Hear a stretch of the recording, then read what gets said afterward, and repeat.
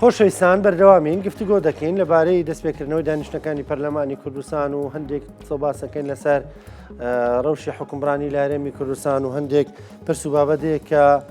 خەڵک پێویستی بەوەی لەم کاتەدا پەرلەمانتاران دەست بەکار بۆ بن لە لیژنەکان و کاری خۆیان بکەن و هەندێک پرس و بابەتێک کە پەرلەمان لی بەدەنگ بێ هەڵوێستی هەبێ گفتوگوێن پرس و بابەتاکەین لەگەڵ زۆر بەڕێز کاک مستەفا عەبدوڵڵا سەرۆکی فراکسیۆنی یەکگرتووی ئیسلامی لە پەرلەمانی کوردستان مامۆستا سڵاو لێبێ بەخێراتی سەرچاو زۆر بەخێر بێ سەرچاو سپاس دەکەم بۆ بەشداریکردنت لەگەڵمان مامۆستا خەڵک دەڵێ پەرلەمانی کوردستان بۆ دەست بەکار نابێ هۆکارەکە چییە کەی بەنیازن دەست بەکار بن کەی دەسەکەن بەکاری یاسایی خۆتان بەڵێ بە ناوی خۆی گەورە و میهرەبان وەڵا خەڵک پرسیارەکەی لەجێی خۆیەتی بەڵام دەبێت لە خۆشی بپرسێ خەڵکی هەرێمی کوردستان بەپێی دەنگەکان لە ئینتیخاباتی ڕابردوو یەکێتی و پارتی ئەو دوو هێزە بوون دەنگی زۆریان هێنا چۆن هێنایان قسە لەسەرەوە ناکەم بەڵام ئێستا ئەوانە زۆرینەی پەرلەمانن ئەوانەش نایانەوێت پەرلەمان کارابێ و دەست بەکارەکانی بکە دەبێت خەڵک لە خۆی بپرسێ مادام دەنگی بەوانەدا ئەوە حاڵەکەی یەکێتی و پارتی نایڵن پەرلەمان ئایبەتەکی چونکە دەستەی سەرۆکایەتی 50 زایدیەکی کورسیەکانی پێویستە بۆ یەکلابێتەوە پارتی وێکێتی ئێستا خەریکی گفتوگۆن گفتوگۆکانیان ناگەنە نەتیجە تا ئەوان ڕێک نەکەون پەرلەمان کارانابێ بەدەست سەوڕی من خەتایەکی گەورەش دەکەن وا دوایان خست چونکە بارودۆخی سیاسی منتیقەکە ئاڵۆزە کورد پێویستی بە ئەوەی پەرلەمانێکی کارایی هەبێ حکوومەتێکی متمانە پێدراوی هەبێ خیتابێکی نیشتیمانی هەبێ هەموو لە دەورەی یەک وەزع کۆبێتەوە بۆ ئەوەی لەو بارودۆخە ئاڵۆزەی منتیقە کورد پێگە و جێگەی خۆی دیاری بکە بەڵام برادەرانی یەکێتی و پارتی شەڕی 6 ساڵیان بەردەوامە کە لە 64ەوە دەستی پێکردوە تا ئێستا ڕۆژە بە نەوعێ ئەو ڕۆژ پەرلەمان و دام و دەستگاکانی هەرێم کە حکوومەت و پەرلەمان بۆتە قوربانی ئەو شەڕە تاریخیە دوای باسێک لەواکەین بەڵام دەڵێ ناگەنە نەتیجە ئەمە زانیاریە یان هەر معلوماتی ئەوەی کە هەموو کەس ناڵێم ناگەنە نەتیجە بەڵام تەخیر بوو زۆر 5 مانگ زۆرە بۆ ئینتیخاباتی پەرلەمانەوە 5 خەریکەرەکە بە 5 مانگ و 4 مانگ نزیک دەبینەوە لە سوێندی یاسایی کە پەرلەمانتاران سوێندی یاساییان خواردووە یەکەم کۆبوونەوە بە کەراوەی ماوەتەوە ئەو ماوە زۆرە لەو بارودۆخە سیاسی ئاڵۆزە کە تۆ لە بەردەمی حکوومەتی فدرال لاوازی پەرلەمانت نەما بوو فرسەتێک کاتە پێشەوە ئینتیخابات کرا حکوومەتت ماوە بەسەرچووە بۆی حکوومەتێکی متمانە پێدراوت هەبێ ئەوە دەلیلی لاوازی هەستی بەرپرسیارەتی نیشتیمانی و نەتەوەیە نەدەبواتە خێریکەن نێکەی کورسی و پۆست و وەزارەتی لای ئەو بێ و ئەوە لای ئەوە نەبێ ئەوە دێنێ کە ئەو قەوارەی بۆ ئاوا بوودەڵە بکەی لە بەردەمی وڵاتانی دنیا و لە بەردەمی بەغدا بۆیە ئەڵێم تەخیر بۆ گینە ناڵێم ناگەنە نەتیجە لە نەتیجە لە کۆتایە دەگەنە نەتیجە یەکێتی و پارتی چونکە ئەو ئینتیخاباتە هیچی نەگۆڕی بێ ئەوەی گۆڕیوە پارتی ناتوانێت بەتەنها حکوومەت تەشکیلکە لەگەڵ هەندێک هێزی دەوروبەری خۆی ئەوە تێپەڕی لەو ئینتیخاباتە قوفڵ بووە ئەگەر وانە بووایە حکوومەتی تەشکیل دەکرد سەرۆکی پەرلەمانیشی بە کاتی دادەنا شوێنی بە بەتاڵی بۆ یەکێتی نیشتیمانی جێدەهێشت دووەکو جاری پێشتر کە لەگەڵ گۆڕان پێکی هێنا بەڵام ئەوە تێپەڕیوە لەو ئینتیخاباتە ئەوەی گۆڕی بەڵام ئێستاش مەسئولێتی هەردووکیان گەورەیە چیکاوە ئەو هەرێمە تووشی لاوازی نەکەن لە پێناوی کۆمەڵێک پۆستی حیزبی یا پۆستی حکومی یا ململانەی مێژووی تاریخی پێم وایە خەتایەکی گەورەیە دەربارەی هەم پرۆسەی سیاسی هەم مێژووی خەباتی میلی ئێمە مامۆستاکەواتە ئەم هەڵبژاردنە شتێکی باشی تێدا بوو گۆڕانکارێکی باشی تێدا بوو بەراورد باڵبژاردنەکانی پێشوو کاویژۆ قۆناغەیەکەی تر نەیکێتی و نەپارتی و جێزێکی تر ناتوانێت تاگلایەنە بڕیار بدا بۆ خەڵک نەبوو بەباشی چونکە بەداخەوە ئەگەر حکوومەت زوو پێک هاتبا و پەرلەمان کارا بوایە و حکوومەتی خزمەت گوزار بواە بەڵێ بەڵام هێزێکی قوفڵ کرد هێزێکی تریشی کارتی تەفاوزی بەهێزتر کرد هەرەوە بوو بەڵام یەکێتی و پارتی مشکلەوەیە هیچیان لە کۆبوونەوەکانیان خەمی نیشتیمان و خەمی خزمەت گوزاری و حکوومەتێکی ڕەشید و موچە و بووچە و ئەوانە لە ئەولەویەت نییە خەمی وڵا دیارە هەر دیارە من لە کۆبوونەوەکان نەبووم بەڵام ئەگەر قەرار بێ خزمەتی خەڵک بێ دەبێ پەلە بکەن دەزانی تۆ موچەت لە بەغدان نایە کێشەکانت لەگەڵ ناوەند بە هەڵپەسێراوی ماونەوە هەر ڕۆژەوە دێرەوە دەڕوا بۆ بەغدا باش گوێی لێ نایگیری ئەویش بۆشی هەرێمی کوردستان دەزانێت حکوومەتی هەرێمی کوردستان ماوە بەسەرچووە پەرلەمانی نییە بۆیە یاری بە هەرێمی کوردستان دەکات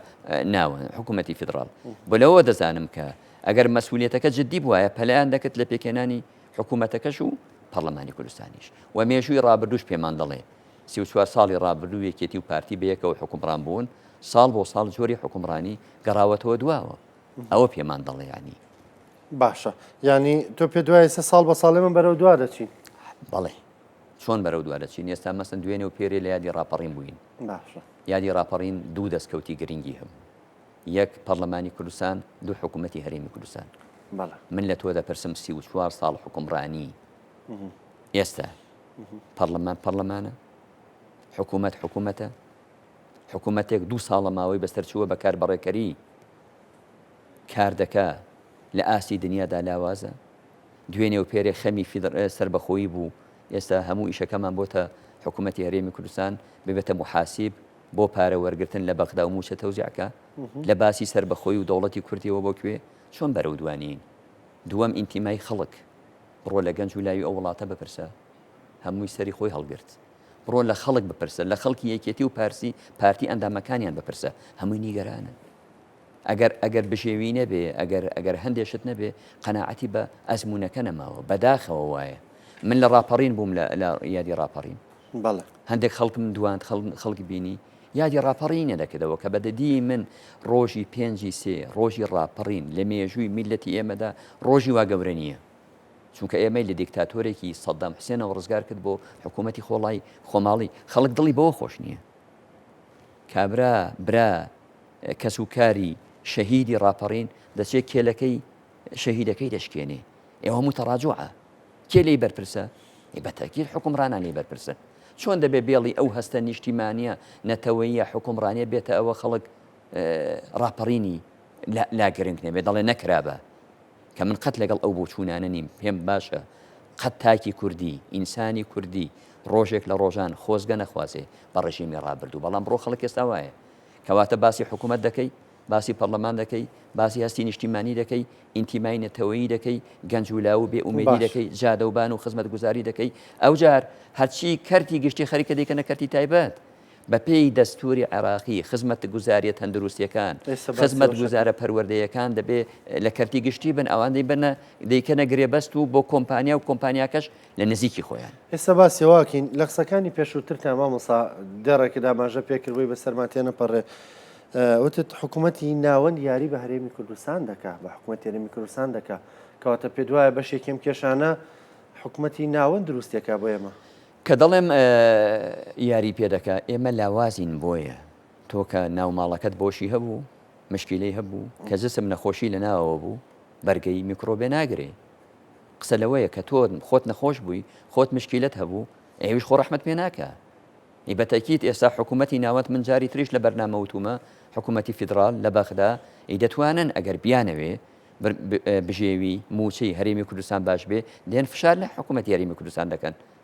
بەڵام فشار ناکە دەیەوێت خەڵکەکە زیاتر بێزار بێ نیگەران بێ قەوارەکەی لە بەرچاوکەوێ ئەزمونونەکەی دڵ پێوە نەمێنێ ڕۆژ بە ڕۆژ بۆ شایی بخەنە بینی حکومڕانانی هەرێمی کوردستان و جەماوەرەکە ئێوە کارەساتە دەبێت دەسەڵاتدارانی هەرێمی کوردستان لە خۆیان بپرسن ئەوە کارەساتە تۆ ئێستا بۆ شایەکی گەورە لە بینی حکومڕانی و لە بینی خەڵکەکە بێ لەوانەیە بپرسی ئەو دەنگە زۆرە بوو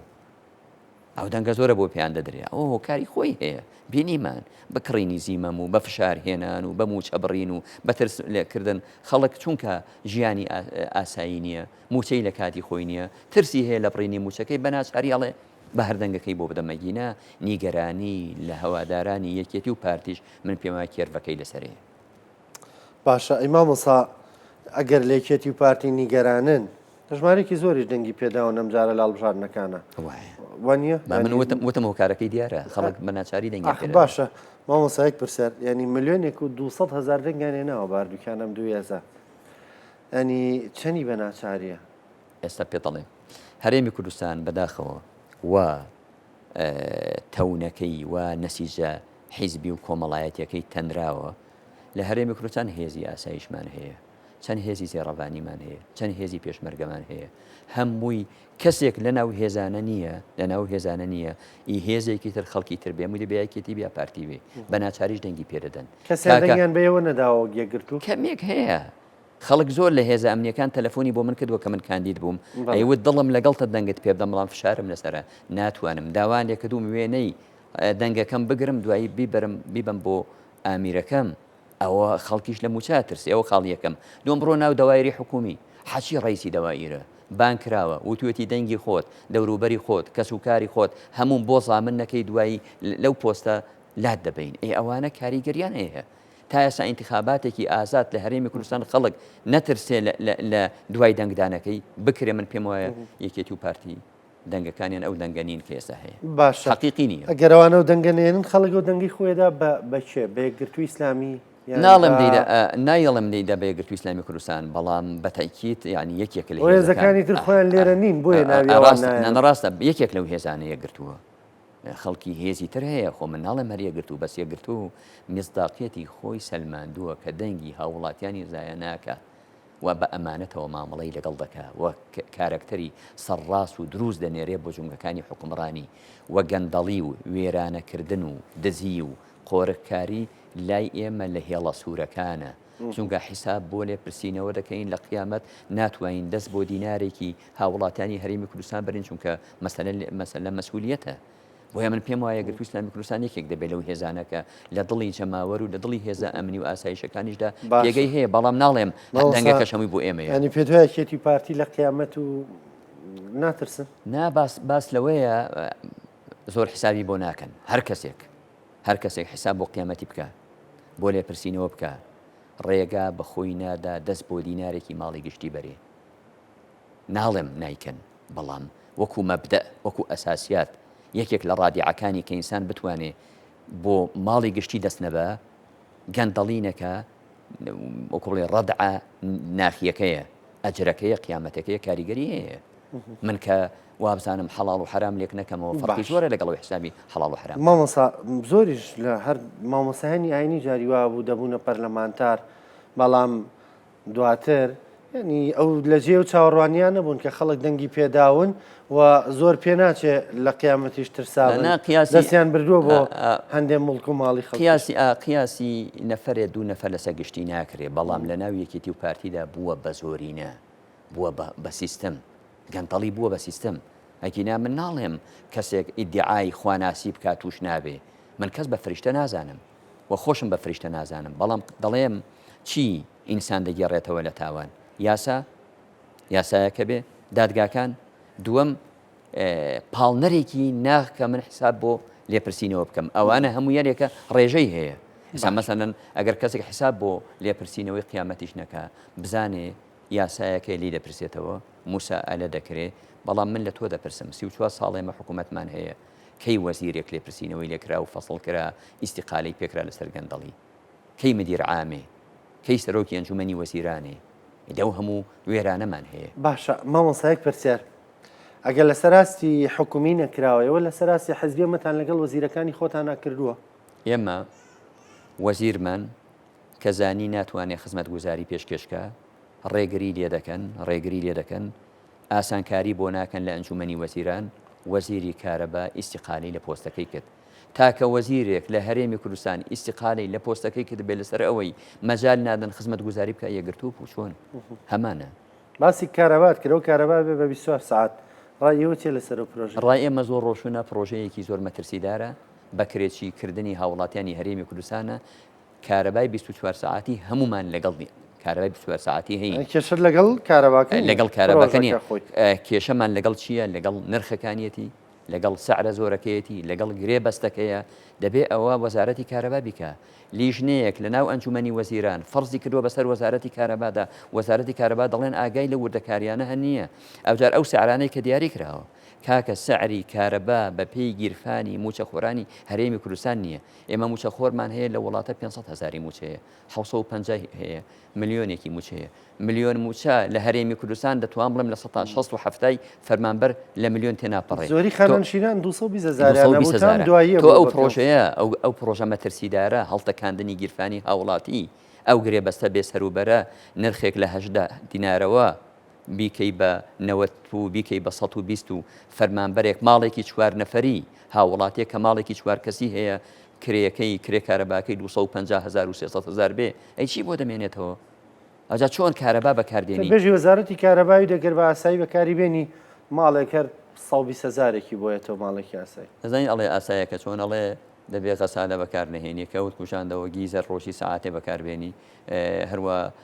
گڵۆپێک هاتیەوە دەرەوە بیکوژێنیەوە سەلاجە چەند سەعاتە ئیش پێ بکەیت ئەوە گڵۆپی دەرەوە ئیش پێنەکەی بەس مێکە ینی من پێم وایە ئەوەی ئێستا دایانناوە ئەگەر کەمترین کارەبا بەکاربێنی زۆر بە تەقەشوفی زۆر بە ئابووری و ئیقتصادیانە هیچ ماڵێک لە 150 و 180 تێناپەڕێت چونکە وردەکاریەکەی دامە لە ناو مۆبایلەکەم بەڵام ێستا کات نییە من ئاماژەی پێ بکەم ئەوجا دەبێت تۆ گرانکردنی کرێی کارەبا بەچی یاسایەک گرانت کردووە دەبێت لە پەرلەمان تعلیماتی بۆ دەرچێ دەبێت یاسایی بۆ دەرچێ دەبێت بڕیارێکی پەرلەمانی بۆ سەعر دەرچێ حکوومەتی کاربڕێکەر باج زیاد دەکا سعر زیاد دەکا گرێ بەست ئیمزا دەکا بەڵ لەگەڵ کۆمپانیاکانی نزیک لە خۆیان گرێ بەست ئیمزا دەکا بەبێ ئەوەی قابلی لێپرسینەوە بێ ئەوانە بۆ نایاڵن حکوومەت پەرلەمان کارابێ ئەگە حکوومەت پەرلەمان کارابێت تەکلیفی حکوومەت دەکا حکوومەت بێک بێ مودەیەکی زەمەنی بۆ دیاری دەکا ئەگەر حکوومەت هەر گەندەڵیە بکە هەر گرێبەستێ بکە نایاسایی بێ موساعدە دەکا ئێستا ئەو فرسەتە بە فرسەت دەزانن کە حکوومەت کاربڕێکەرە و پەرلەمان کارانیە دەسەی سەرۆکایەتی نییە لیژنەکان نین ئەو گرێبەستە نایاسانە ئیمزا دەکەن و قورس دوای ناتوانن بێنەوە پەرلەمان خۆر دەست بەتەکیید ئێمە کە پەرلەمان دەست بەکار بوو دەسەی سەرۆکاتی هەڵبژێرە لیژانەکان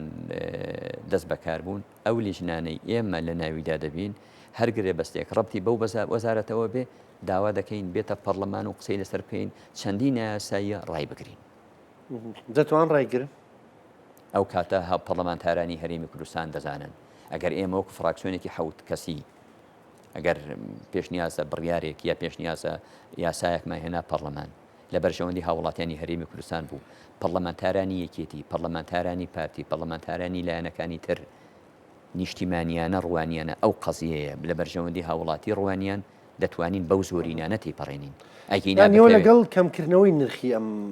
دەبێ نرخەکەی کەم بکرێتەوە دەبێ لیژنەی پسپۆر بۆی دانیشێ وەزارەتی تەندروستی دانیشێ حسابی موچێ بکرێ حسابی کەمترین موچەی فەرمانبەر لە وڵاتە بکرێ دەبێت لەسەر دیراسەیەکی ورد بێ کەس نییە لەگەڵ کارەبای دەبوو 10 ساڵ 20 ساڵ وا کارەبای 24 ساعتی وایە کارەبای 24 ساعتی کەی ئەوڕۆ دەستکەوتە بۆ خەڵکی هەرێمی کوردستان لە دوای 35 ساڵ لە حکومڕانی بە 35 ساڵ حەزارەت بنیاد دەنرێ وڵات لە گەشەی ئابووری لە گەشەی پەروەردەیی لە گەشەی مرۆڤسازی لە گەشەی تەلارسازی دەچێتە لووتکە منافەسی وڵاتان دەکات ماوە ساوتەبێژ وەزارەتی کارەبا وتی هەر لەم بەرنامەیە لە 3 ڕۆژی ڕابردووە تێمە تاکە چارەسەرە کارەبا گران بێ بۆی هەوڵاتی بتوانێت کەمتر بەکاری بێنێ و کارەباکە بەش بکە نازانم لە چ سۆنگەیەکەوە دەیەوێ گیرفانی هاوڵاتی داچۆڕێنێ وەکو جەنابەت ئاماژەت پێکرد خانەنشینێک 300 هەزاری موچەیە ئەو 300 هەزار موچەیە 300 بدا بە کارەبا 250 بدا بە کارەبایی چێنی بدا بە دەرمان و باشە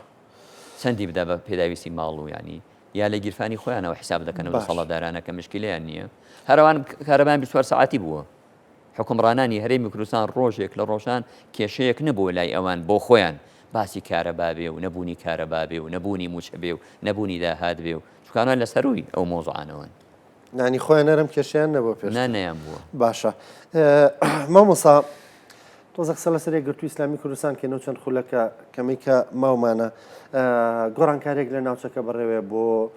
مەسەلەی کورد بەگشتی بۆ خەزەی کوردی لە ڕۆژاوای کوردستان پرسیاشتی لە باکووری کوردستان و لە تورکیا دەزانین یەکگرتووی ئیسلامی کوردستان لەسەر ئاستی ئەمینداری یەکگرتووش بەڕێز مامۆستا سەلاحەدین بادین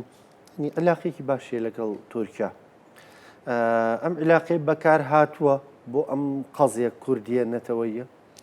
ئێمە لە یەکگرتووی ئیسلامی کوردستان پێشوازیمان لە پرۆسەی ئاشتی کرد لە وتارە مێژوویەکەی بەڕێز ئۆجەلان کرد و پێمان وابوو دەواازەیەک دەکاتەوە بەڕووی کورداندا لە منتیقە بەڕێز ئۆجەلان لە دوای دراسەیەکی زۆر و قوڵبوونەوەی کە باسی خەباتی چەکداری دەکات بۆ قۆناغێک کە ئەولەویەت و زەڕور بووە و ئێستا قۆناغی دموکراسی و سیاسی لە منتیقە کاریگەری هەیە ئێمە پێشوازیمان لەوە کرد وەچیشمان پێ بکرێ لە پرۆسەی کوردان هەم لە باکوور هەم لە ڕۆژاوە ئەگەر قسەیەکمان ببیسترێ گوێی لێ بگیرێ بەڕاستی پشگیری دەکەین چونکە گەلی ئێمە خاوەن مافە دەبێ مافەکانی دەستەبەر ببێ دەبێ وڵاتانی منتیقا چ ئێران چ تورکیا چ عێراق چ سووریا بزانن گەلێکی زیندوو هەیە ئەو گەلە مافی هەیە هاوڵاتی ئەو وڵاتانەیە دەبێ هەنگاوێکی گەورە بنرێ بووی بۆ ئێمە چیمان پێ بکرێ ئەنجامی دەدەین وەفتی دەم پارتی هاتن بۆ هەرێمی کوردستان بینیمان ئێمە گفتوگۆمان کرد لەو مۆزوعە و تەقدیری جوهدەکەی ئەوانیشمان کرد ئێمە ئەو پەیوەندیانەی هەمانە لەگەڵ هەر وڵاتێکی دراوسێ هەبێ بەڕاستی ڕۆژێک بۆ ڕۆژان بۆ بەرژەوەندی حیزبی خۆمان بەکار نهێناوە چونکە پێویستمان نییە بۆ پێویستمان نییە ئێمە ئەمن و ئاسایشی ئەو وڵاتەی لای ئێمە نیە تابچین شەڕیان بۆ بکەین هێزی پێشمەرگە لای ئێمە نیە تابچین دشی گەریلایان بۆ بوەستین هێزی ئەمنی و زانیاری و مەگەرلایەوەتان کردمەوە قەت نەمان دەکرد قەت نەمان دەکرد ئێمە لە ساڵی 2000 فشارێک بۆ ئێمە هێنرا ئێوە لە ئێران نزیکن و لە تورکیا نزیکن و لە وڵاتان نزیکن وتمان ئێمە دەزانین بە عەربیش قسە بکەین و دەزانین بە تورکیش قسە بکەین و دەزانین بە لۆغەی فارسیش قسە بکەین بەڵام چەند ساڵە لێرەین لەو ئاڵۆزیەدا